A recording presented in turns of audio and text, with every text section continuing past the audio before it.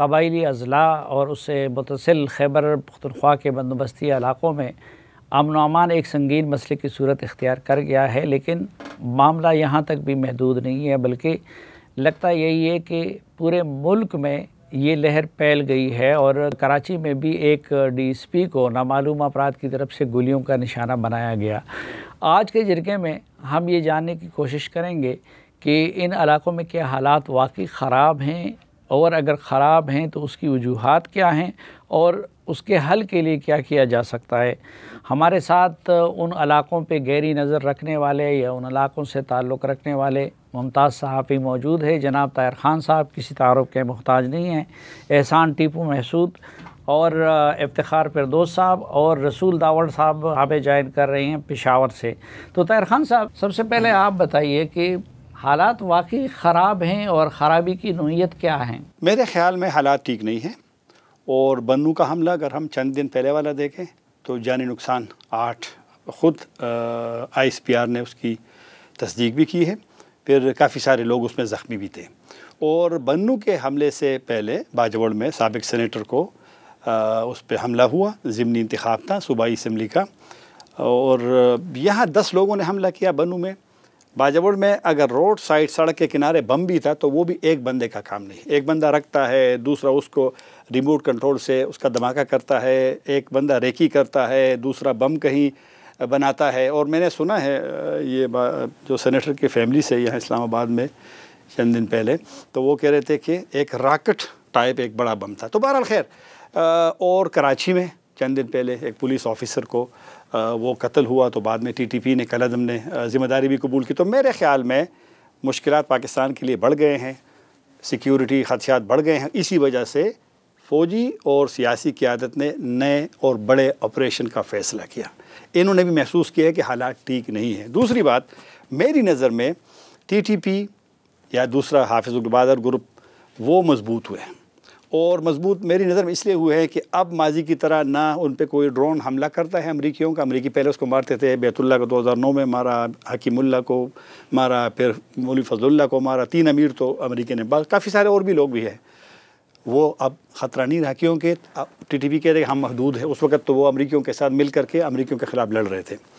تو یہ بات۔ دوسری بات ہے کہ ماضی جس طرح ان کے خلاف اشرف غنی کی حکومت مہم چلاتی تھی، اب تو وہ نہیں رہا، جیلوں میں تھے سارے۔ جب اگست 2021 میں طالبان نے کابل سے پہلے جلال آباد کا جیل توڑ دیا تھا، سارے باہر نکل آئے تھے۔ تو TTP کے لوگ اس وجہ سے اسلحہ ان کے پاس زیادہ ہے۔ کبھی کبھی ان کا میں دیکھتا ہوں کہ جس طریقے سے وہ اٹیک کرتے ہیں، جس طریقے سے وہ اس کی تربیت ہے، اسلحہ ہے، پیسہ ہے، افرادی قوت ہے، ان پہ دباؤ نہیں ہے، امریکی ڈرون نہیں ہے، تو پاکستان کے لیے چیلنجز بڑھ گئے ہیں، اور جب چیلنجز بڑھ گئے ہیں تو یہ حالات میری نظر میں ٹھیک نہیں ہیں۔ رسول داوڑ، ذرا یہ بتائیے کہ خیبر پختونخوا کے کون کون سے اضلاع زیادہ متاثر ہیں؟ سلیم صاحب، یقیناً یہ جو جنوبی اضلاع ہے خیبر پختونخوا کے، وہ دہشت گردی کی وجہ سے زیادہ متاثر ہے، خصوصاً گورنر خیبر پختونخوا، وزیر اعلیٰ اور IG کا جو علاقہ ہے، ڈیرہ اسماعیل خان، اس کے ساتھ ملحقہ ٹانگ، شمالی وزیرستان، جنوبی وزیرستان، لکی مروت اور یا FR بنو کے جو علاقے ہیں، اس میں اب پریکٹیکلی ملیٹنٹ کی تعداد بھی زیادہ ہے، حملے بھی زیادہ کرتے ہیں، اور اس حملے کی نشاندہی جو ہے وہ نہ صرف جو سرکاری ریکارڈ کے مطابق، CCTV ریکارڈ کے مطابق ہے، بلکہ ملیٹنٹ جو ہمیں اپنی ذمہ داریاں بھیجتے ہیں اسی میں بھی اسی کا تذکرہ ہوتا ہے۔ یقیناً وہاں پہ بہت زیادہ تعداد ہے، اور وہاں انسرٹینٹی ہے، لوگ زیادہ پریشان بھی ہیں، اس لیے لوگ نکلتے بھی ہیں اور سخت رد عمل بھی دیتے ہیں۔ لیکن دوسری جانب یہ جو شمالی علاقہ جات ہے، چترال سے لے کر پشاور تک، یہ اس پر 1-2 حملے تو ہوئے، لیکن یہ چونکہ آپ کے علم میں ہے کہ سابقہ جماعت الاحرار اور حزب الاحرار کے حصے میں آئی ہے، اس وقت اس میں تھوڑی اسٹیبلٹی ہے، لیکن جنوبی اضلاع جو ہے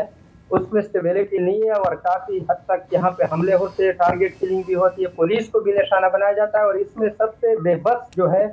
وہ پولیس فورس ہے، اور اس کی بنیادی وجہ یہ ہے کہ اس میں زیادہ تر غیرحاضر ہوتے ہیں۔ بعض تو یعنی باہر ممالک میں ہیں اور یہاں پہ سیلری لیتے ہیں،